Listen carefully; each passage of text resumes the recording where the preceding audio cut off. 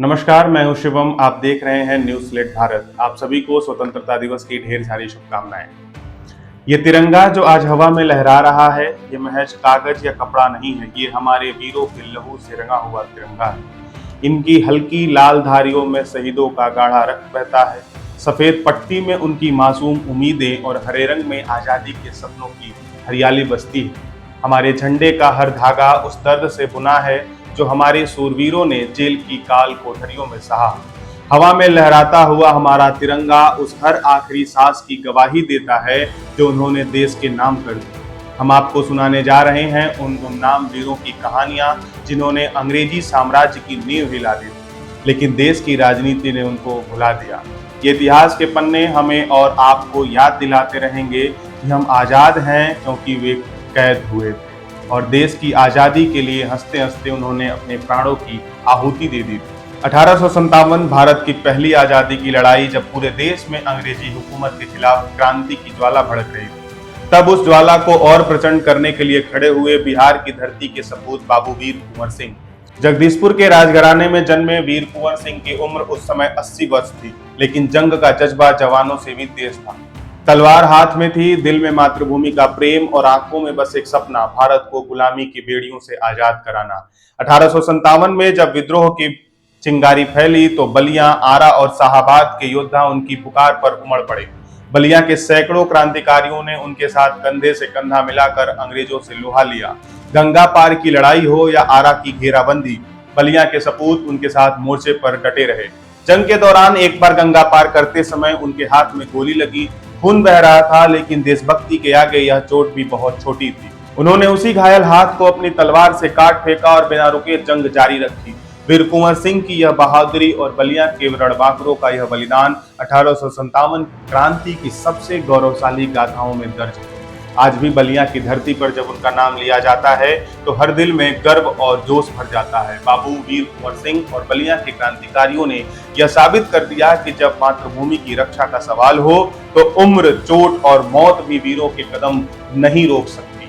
आजादी की लड़ाई एक ऐसा दौर जब देश के बेटे हंसते हंसते मौत को गले लगा लिया करते थे और उनके जज्बों से अंग्रेजी हुकूमत की नींव हिल जाती। ऐसे ही एक अमर क्रांतिकारी थे जतिन दास। 27 अक्टूबर 1904 बंगाल के कलकत्ता में जन्म। बचपन से ही आंखों में एक सपना, भारत को आजाद देखना। भगत सिंह के बहुत करीबी साथी बने। क्रांतिकारी दल के साथ अंग्रेजी हुकूमत के खिलाफ योजनाएं बनाई। 1929 में लाहौर षड्यंत्र केस में गिरफ्तार हुए, लेकिन जेल में उन्होंने जो देखा यह दिल दहला देने वाला था। गंदा खाना, मैले कपड़े, घोर अमानवीय व्यवहार भारतीयों के साथ। जतिन दास ने तय किया कि अब यह अन्याय बर्दाश्त नहीं होगा। 13 जुलाई 1929 को भूख हड़ताल शुरू हुई। फिर दिन बीतते गए, शरीर कमजोर होता गया। अंग्रेज सरकार ने तोड़ने की हर कोशिश की, जबरन खाना खिलाने से लेकर धमकियां देने तक, लेकिन जतिन दास चट्टान की तरह अडिग रहे। 63 दिन तक, जी हाँ, पूरे 63 दिन तक बिना अन्न जल के केवल अपने सिद्धांत और साथियों के सम्मान के लिए लड़ते रहे। 13 सितंबर 1929 को लाहौर जेल में उनकी सांसें थम गईं। उनकी अंतिम यात्रा जब कलकत्ता पहुंची तो सड़कों पर मानो सागर उमड़ पड़ा था। हर आंख नम थी, हर दिल में आग थी। जतिन दास ने दिखा दिया कि देशभक्ति सिर्फ शब्द नहीं, यह वो संकल्प है जो जान देकर भी निभाया जाता है। उनका बलिदान आज भी हमें याद दिलाता है आजादी की इस मिट्टी में हमारे वीरों का लहू मिला हुआ है और इसे संभालना हमारी और आपकी सबकी जिम्मेदारी है। बलिया यह सिर्फ नक्शे पर एक जिला नहीं, यह वो धरती है जहां आजादी के सूरज को उगाने के लिए वीरों ने अपना खून बहाया। और इसी धरती के एक वीर सपूत थे गौरीशंकर राय, जिन्होंने अपने जीवन की हर सांस भारत माता की आजादी और उसकी गरिमा के नाम कर दी। 1924 में जन्म, बचपन से ही आंखों में अंग्रेजी जंजीरों को तोड़ने का सपना। 1942 का भारत छोड़ो आंदोलन, बलिया की गलियों में क्रांति की लपटें धधक रही थी। गौरीशंकर राय उस लपट में कूद पड़े, लाठियां खाई, गोलियां झेली, जेल की सलाखों में सड़ते रहे, लेकिन उनका इरादा लोहे से भी मजबूत था, भारत को आजाद कराना ही है। संघर्षों के बाद आजादी मिली, लेकिन गौरीशंकर राय चैन से नहीं बैठे। उन्होंने सत्ता को कुर्सी नहीं, संघर्ष का हथियार बनाया।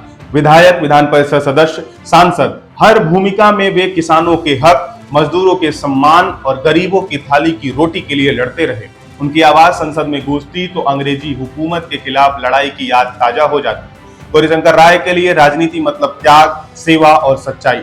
ये बड़े नेता होते हुए भी गांव-गांव पैदल जाते, खेतों में किसानों के संग खड़े होते, गरीबों के घर की चौखट पर बैठकर उनका दर्द सुनते। आज बलिया की मिट्टी में उनकी खुशबू बसती है। उनको याद करते हुए लोग सिर्फ एक ही बात कहते हैं, ये धरती वीरों को जन्म देती रही है और गौरीशंकर राय जैसे सपूत हमारी प्रेरणा हमेशा रहेंगे। गौरीशंकर राय सिर्फ एक नाम नहीं, ये वह ज्वाला है जो हमें याद दिलाती है कि आजादी यूं ही नहीं मिली। इसके लिए किसी ने अपना बचपन दिया, किसी ने जवानी और किसी ने अपनी जान तक कुर्बान कर दी। भारत के इतिहास में कुछ नाम ऐसे होते हैं जो सिर्फ किताबों में नहीं बल्कि देशभक्तों के दिलों में धड़कते हैं। ऐसा ही एक नाम है विनायक दामोदर सावरकर, जिन्होंने आजादी का सिर्फ सपना नहीं देखा बल्कि उसे पाने के लिए अपना सब कुछ कुर्बान कर दिया। 28 मई 1883 नासिक के गांव में जन्मे सावरकर बचपन से ही क्रांति की आग में तप रहे। वे केवल कवि और लेखक नहीं, एक प्रखर राष्ट्रवादी, दूरदर्शी विचारक और निडर क्रांतिकारी थे। 1906 में इंग्लैंड पढ़ाई के बहाने गए, लेकिन यहाँ हिंदुस्तान की क्रांति का नक्शा तैयार करने लगे। अभिनव भारत संगठन और इंडिया हाउस के जरिए उन्होंने युवा क्रांतिकारियों को आजादी के मंत्र से दीक्षित किया, लेकिन अंग्रेजी हुकूमत उनकी कूद से घबरा गई और इतनी घबराई कि 1909 में उनको गिरफ्तार कर लिया और सुनाई गई ऐसी सजा जिसे सुनकर आज भी रूह कांप जाए। 2 बार काला पानी की सजा, कुल 50 साल। अंडमान की सेलुलर जेल की कालकोठरी में जंजीरों से जकड़े, दिन रात कोल्हू में तेल पेरते हुए, लेकिन उनके विचार, उनके शब्द, उनकी कलम कभी कैद नहीं हो सकी। आज जब हम स्वतंत्र भारत में सांस ले रहे हैं तो ये याद रखें कि इस हवा में वह खुशबू भी घुली है जो अंडमान की कालकोठरी में सावरकर के पसीने और बलिदान से आई। 1942 का भारत छोड़ो आंदोलन, जगह जगह अंग्रेजों के खिलाफ आग भड़क रही थी। बिहार की धरती से एक महिला अपने पति के साथ तिरंगा लेकर सड़कों पर निकली। नाम था वीरांगना तारा रानी श्रीवास्तव। बिहार के सहरसा की तारा रानी श्रीवास्तव साल 1942 में अपने पति के साथ अंग्रेजी हुकूमत के खिलाफ भारत छोड़ो आंदोलन जुलूस का नेतृत्व कर रही थी। हाथ में तिरंगा, दिल में आजादी का जज्बा, लेकिन रास्ता रोकने के लिए अंग्रेजी शासन ने लाठीचार्ज और गोलीबारी करा दी। उनके पति गंभीर रूप से घायल हो गए। खून बह रहा था, लेकिन तारा रानी रुकी नहीं।